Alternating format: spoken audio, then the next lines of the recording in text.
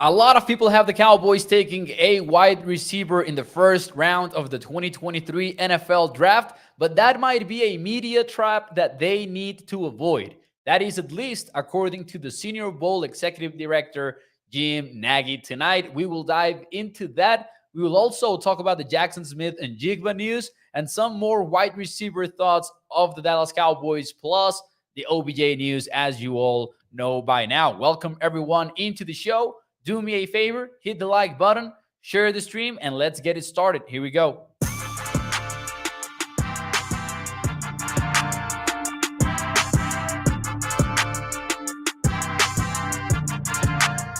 What is up, everybody, and welcome into A to Z Sports Dallas Primetime.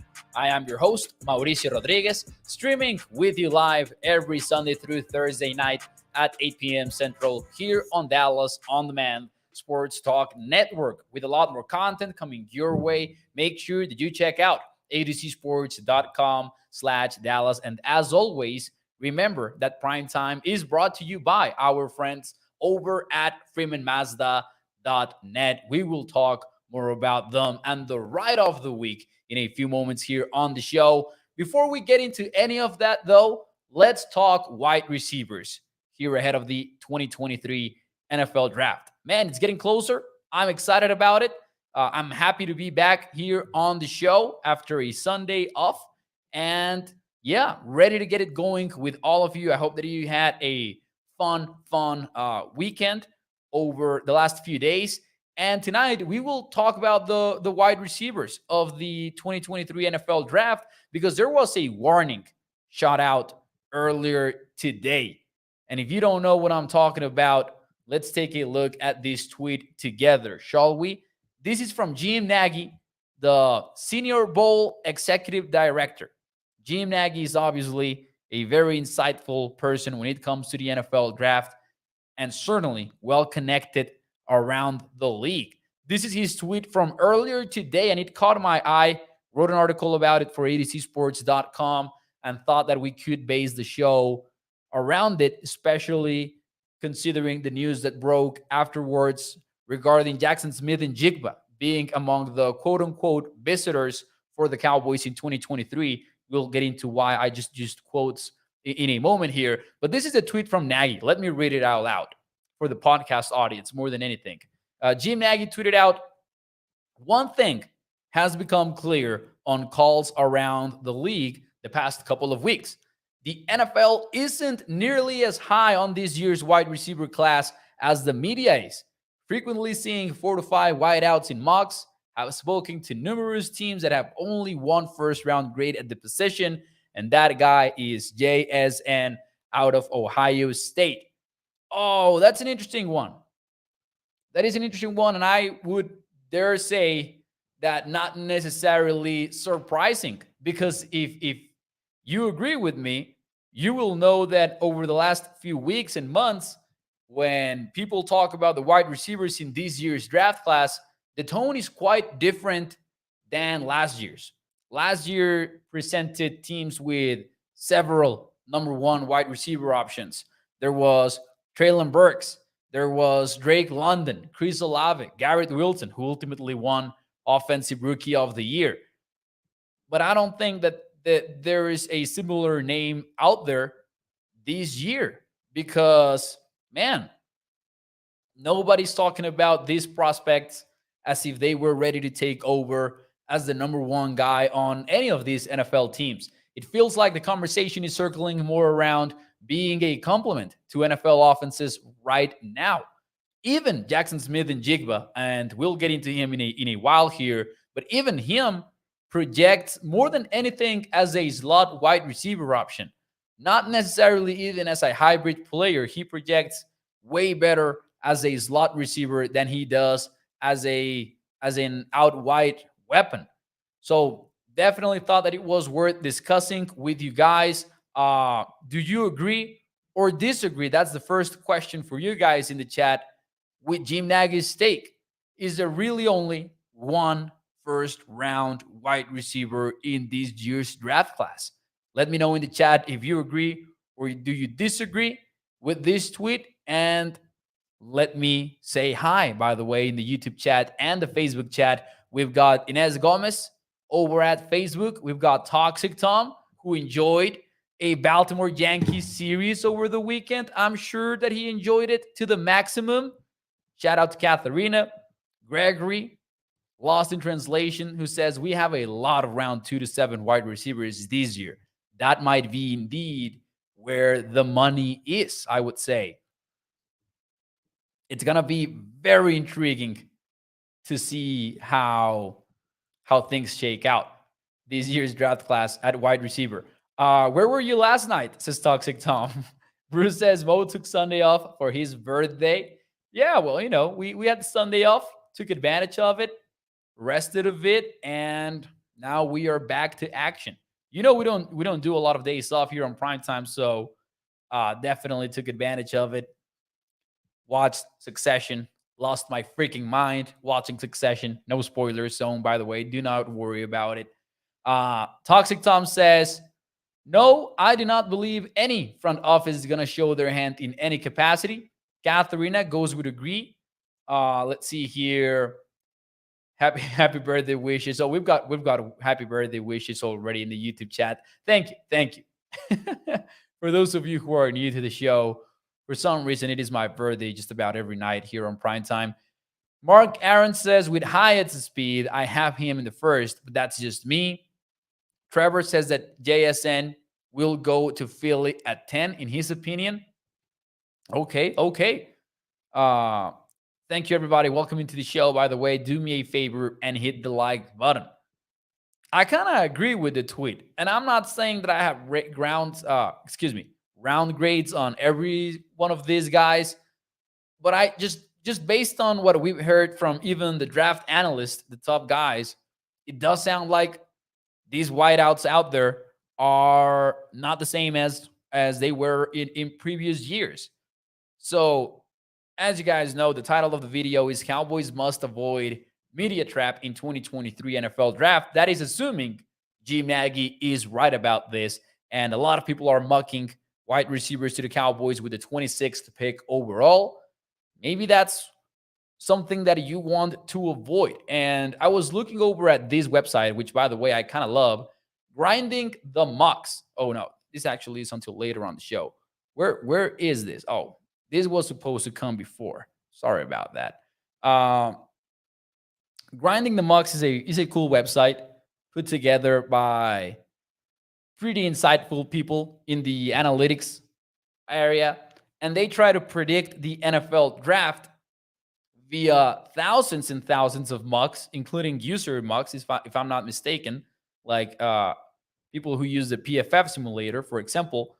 And they also use data science to try to predict where players are going. So essentially, you're talking about another mock draft that takes into account a lot of mock drafts. So just interesting that they have safe flowers to the Cowboys at 26th overall. I like Grinding Mucks because I think that he takes into account the entire consensus, and that's something that I value. So that's essentially one of the prospects that you might feel like, hey, you know what? The Cowboys maybe want to avoid taking a wide receiver at 26th. Obviously, this is all speculation. Just based on Jim Nagy's tweet, we might not be talking about a first-round prospect when the Cowboys pick 26th if they take a wide receiver. Now, it's not as, black and white. There's kind of a gray area in there. Because say that every NFL team picked based on best player available. Maybe when you get to the 26th overall pick, according to many analysts that have talked about this previously, you're not getting a first round graded wide receiver anyways, or linebacker, or defensive lineman, or offensive lineman, because there are 32 picks in the draft does it mean that there are 32 first round prospects. That's often not the case, just based on the fact that for many of these teams, there are only, say, 20 first round prospects in a year's draft class, or maybe there are 19 for many of these teams. So maybe the only option at 26 is to pick a second round player in terms of grade. Talking about grades here only. So it's not as black and white as it would appear, but it's going to be interesting to see if the Cowboys are in a position in which they either take a wide receiver, assuming that Jaxon Smith-Njigba is no longer on the board, or maybe they just lean towards taking a better player at other position. Pretty insightful to learn that some of these teams maybe are not as high on the wide receivers as the media and maybe even fans are. Another question from me to you that I have in store for you guys tonight is, say that Jaxon Smith-Njigba, and we'll talk about him later, is off the board. And I mention him because he's the consensus number one on these boards. And according to the Jim Nagy tweet, that's the same for teams. He's the number one guy in this year's class. Say he's off the board. Say that he goes to any of these other teams. Maybe the Patriots pick him in the top 15, something like that. Who do you think would be the guy that you would want to draft next out of, some of these top guys? Jalen Hyatt, Zay Flowers, Quentin Johnson. Just your gut feeling. Who would you like out of this group of players? Let me know in the chat while you do that. And before I give you my answer, and then later on the show, we'll get on Smith-Njigba being a visitor, quote unquote, for Dallas. And then how would CeeDee Lamb would be impacted by these type of decisions? Let me know in the chat. While you do that, let me talk to you about our friends over at FreemanMazda.net. Because as always, we need to talk about the family-owned business that has been so for over 65 years. You can check out their dealership over at Irving, Texas. And in their website, FreemanMazda.net, you can browse through their wide range of new and used vehicles. In the website, you can check out the features of every car. You can see pictures of the outside and inside of every vehicle. And as we do around this time, every single night here on Prime Time, it is time to discuss the Freeman Mazda Ride of the Week. In this case, it is the new 2024 Mazda CX-90 3.3 Turbo Premium All-Wheel Drive. This one starts at $51,495. It's got a Wi-Fi hotspot and a sunroof, third row sitting, all-wheel drive, Apple CarPlay / Android Auto, and a miles per gallon capacity of 24 when you are in the city. That goes up to 30 when you are in the highway. Make sure that you check out the Freeman Mazda Ride of the Week over at FreemanMazda.net. Let's see what you guys have to say over on chat about some of these players. Who would you take if it's not Jaxon Smith-Njigba and you need to take a wide receiver? Who's your pick? Just curious. Let's see here. Ricky goes for Hyatt. Who else do we have here? Hyatt for Lost in Translation. Flowers for Katharina. Ooh, Hyatt is getting some love. From Gregory, from Mark Aaron. Nicholas also goes with Jalen Hyatt. Can take the top of any defense. 15 touchdowns last year. Come on now. Interesting. Juan Daniel goes with Hyatt. Brett goes with Hyatt. I think to me it would come down to probably, I kind of like Zay Flowers. I'm not going to lie to you. But Quentin Johnson and Jalen Hyatt to me are pretty close. So I wouldn't mind any of the other two names, depending on who else is available. And of course, we're talking about wide receivers exclusively. But I might be okay with Zay Flowers. I think that he's pretty fun with the ball on his hands. I think that he could manufacture touches for him and really open things up for the offense. Give me Zay Flowers. I think he's obviously a different style, but I would be intrigued by Zay Flowers here. Lately, though, I have doubts that they will be the best players available at 26. So I'm not entirely convinced about taking a wide receiver. The Cowboys could emerge a winner out of this whole situation about the wide receivers not being as highly valued by the front offices than the media because they're clearly interested in these guys. Hyatt, Johnson, Say Flowers, and now Jaxon Smith-Njigba have all been 30 visitors for Dallas. Well, kinda. Because technically, Jaxon Smith-Njigba from Ohio State will not count as a visitor, as a top 30 visitor for the Cowboys, according to Todd Archer from ESPN.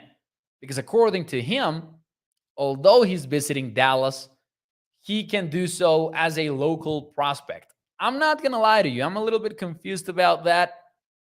Obviously, that's because he's from Texas. He's from Rockwall, Texas. So he does not count against the 30 national visitor limit, according to Todd Archer. But I thought that was the case for players who go to the local pro day. I think they call it Dallas Day. The Cowboys do.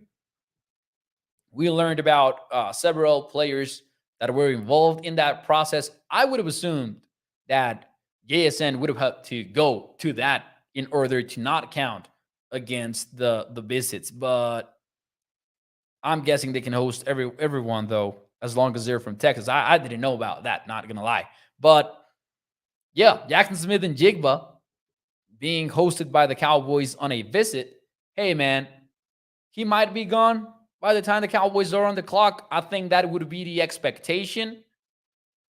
But then again, if it's not going to count against the limit, then what are you doing if you don't bring him in, right? For a visit, try to talk to him, see what is in there that you might have missed during your prospect evaluation, I guess.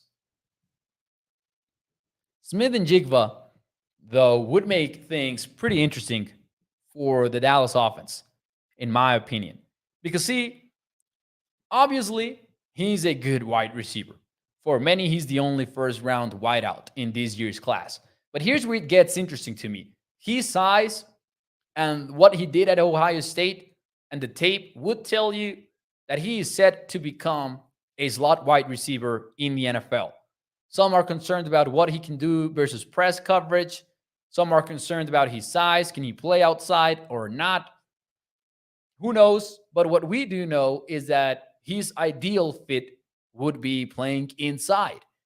And say that for any reason, he does fall to 26.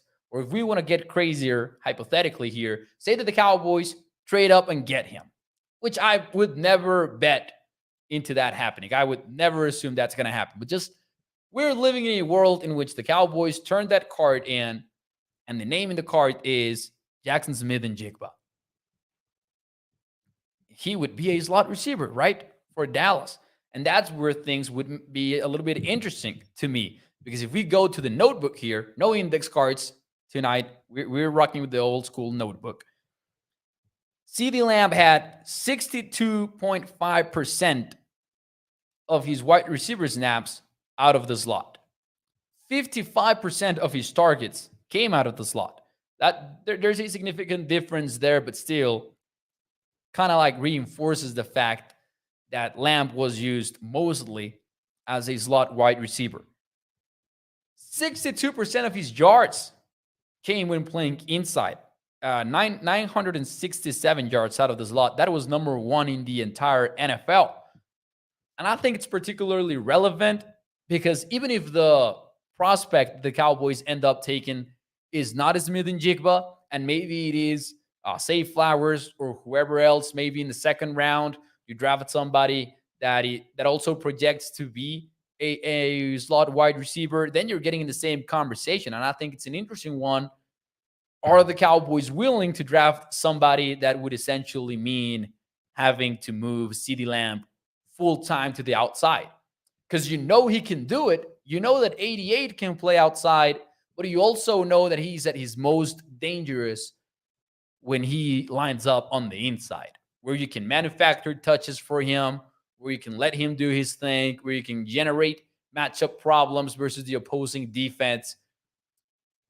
I just wouldn't entirely love the idea of taking somebody that can only play inside and having that impact heavily what you do with CeeDee Lamb. That's something that I wouldn't fall in love with, if I'm being completely honest with you. However, I do understand that you take the best guy available and all of that. I just wonder about the usage if you go down that route. If you go down that route, what does that mean for CeeDee? Who does the actual adapting, if you will, when it comes to that position? I think it's a fair question to throw out there. The chat, let's see what the chat has to say so far. He's long gone by 26, says Mark Aaron. I think that is a sentiment that everyone will agree on. Does seem like Jaxon Smith-Njigba will not be around by the time the Cowboys pick. But then again, I'm just saying, this is a year in which the draft could get pretty weird. There are about 4 quarterbacks that are almost guaranteed to be taken before the Cowboys pick. You could make the argument that Hendon Hooker will go in the first round as well, maybe even before the Cowboys pick too. And I'm just going to toss this out there. For many of the top analysts, Njigba is sort of like a top 25 prospect, more than a top 10 prospect or even a top 15 prospect. So on a scale from 1 to CeeDee Lamb dropping to 17th in 2020, I would say that it's not as crazy to think that Smith-Njigba could be around for the 26th. I would probably say 7 would be my answer on a scale from 1 to CeeDee Lamb dropping to 17th in 2020. I don't think it would be as crazy, because you might have some of these quarterbacks just push some of these players further down the board. I'm not taking a wide receiver in the first, says Gregory. Give me Kansey. Oh man, that's an interesting one. Beetle, my dog, wants to protest. As if you guys heard him bark, he did not agree with that. Mo, you should do a flashcard draft show like the offensive line show the other night. Hey man, if the public wants index cards, they will get index cards. I promise you that. All is well says, great song, by the way. I know, all too well. That is, oh damn. My girlfriend is gonna hate me if she sees me mistaking the name of that song. All is well says, and thank you, by the way, for the super chat and donation. Thank you, sir, very much. He says, why are people saying that we need a guard at number 26? I don't understand it. I thought we already have Tyler Smith. Can you explain? Yes, let's get into it. And hey, don't tell anybody, but there was an index card video in which we went in depth to every offensive line combination that we could see from the Cowboys this year. Basically, man, the thing is, the Cowboys might not see Tyler Smith as a guard. They drafted him to be the tackle, the left tackle of the future. And that was not supposed to be 2022. That was supposed to be the season in which he played guard while he adapted to the NFL. And then eventually they were going to kick him outside. He was going to take over left tackle. That was the plan from day one. They said it they even said it after the NFL draft. They came right out and said, he's our left tackle of the future, but he's our left guard from the present. And then Tyron got injured. He was kicked outside. And now, with a full season under his belt of playing left tackle, the Cowboys might not want to, kind of interrupt his development. So I think that's why we are all kind of in agreement that the Cowboys need a guard, because we all think that the Cowboys currently look at Tyler Smith as the team's left tackle already, which in turn leaves the question, what do they think of Tyron Smith And what do they think of Terrence Steele? Which is the question that we explored earlier. Last week, actually, when we dove into the combinations, right? Because the possibilities there are either you play Tyron at right tackle and Steele is your swing tackle, especially while he heals, which is a key aspect of the conversation, the fact that he's coming off of an injury, or you let Terrence Steele take over at right tackle once more, and then Tyron Smith is your swing tackle. But then who the heck plays guard? That's why I would think that the Cowboys do need a guard. Toxic Tom says, Mo, are you going to propose to your girlfriend via an index card? Well, it's not ruled out. Bruce says, hashtag bring back index cards.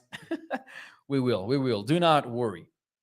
For those of you who don't get that reference, go watch the offensive line show. It happened, last Wednesday, I believe, or last Thursday. And you'll understand what people mean. It was on Wednesday because we had the stat of the week, now that I think of it. Oh, man. What is your dog's name? Is Vito. Vito Corleone. That's where it comes from. That's where it comes from. Vito Corleone, the Godfather. Free the index cards. Oh, man. New trending topic here on the show. Let's see here. Zach Dennis says 100. I think he meant, our take about the offensive line. Well, anyways, moving on a little bit here from the wide receiver combo, at least the draft receiver combo, we need to at least acknowledge the fact that OBJ signed today. So forget about, what am I doing with the overlay? I'm sorry. OBJ signed today with the Baltimore Ravens. So the long-standing narrative about the Cowboys signing Odell Beckham Jr. can be finally put to rest. And, this leaves just one option out there. Essentially, you already got Brandon Cooks, which was a great move, by the way. But now, NFL teams are kind of expecting DeAndre Hopkins to be cut. If he's cut, what do the Cowboys do? We'll find out soon enough. But OBJ has landed in Baltimore, which in turn kind of leaves us expecting Lamar Jackson to eventually sign with the Ravens. According to multiple reporters, Lamar was active during that recruitment process. He was recruiting OBJ to Baltimore, and that doesn't necessarily mean that attached to the back of OBJ's contract is also Lamar Jackson's signed contract and ready to go, but it does suggest that they are getting somewhere with the negotiations. And more than anything, it might also mean that Lamar, who is representing himself, does not expect to go elsewhere either. So even though he's putting himself out there, asking for a trade, getting the non-exclusive franchise tag and expecting somebody to sign an offer sheet, maybe he's figuring out that, I'm staying in Baltimore, and we all know this. We're just negotiating here a little bit more intensely than every other quarterback before him, but still in negotiation. So I think the OBJ news kind of gives us a key update in both fronts. One, where is he going to end up? Obviously, already answered. Interesting that it was only a 1-year deal. Interesting that, he always was talking about settling down, 3 to 5 year deal, something like that. Ends up signing a 1-year deal, probably because that's what the market had to offer him.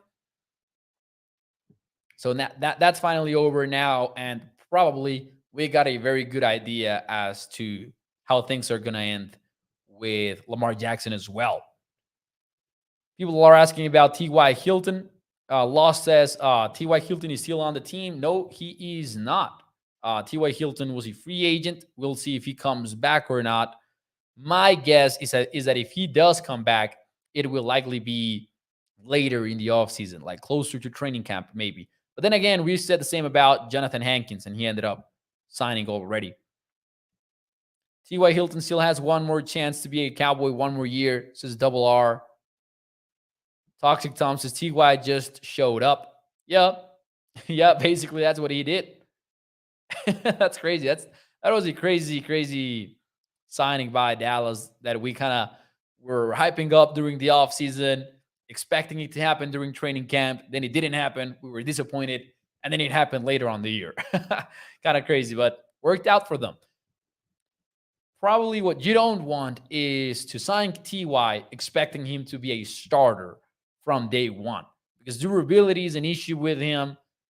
And that was part of the genius behind signing him late in the season last year. The fact that you wanted him for a short run. Just help us get there. Help us win these last few games. Obviously, the Cowboys did not win the games that they wanted to win, but still was very helpful during the regular season and, gave us that fantastic moment on 4th and long versus the Eagles at the very least.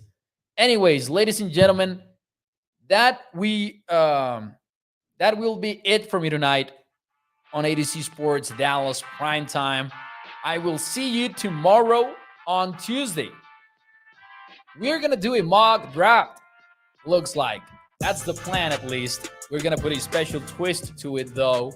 So make sure that you tune in tomorrow night, 8 p.m. Central. If you haven't yet, turn on the notifications, please, especially if you're watching on YouTube and Facebook.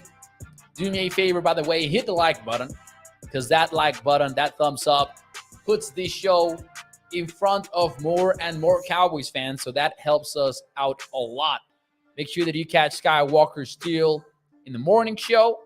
And as always, remember that Primetime is brought to you by our friends over at FreemanMazda.net. Thank you so much. Thank you, everybody. Mark, Aaron, thank you, Katharina, Lost in Translation, Inez, everybody. Thank you. And I will see you el día de mañana a las 8 de la noche. Bye-bye.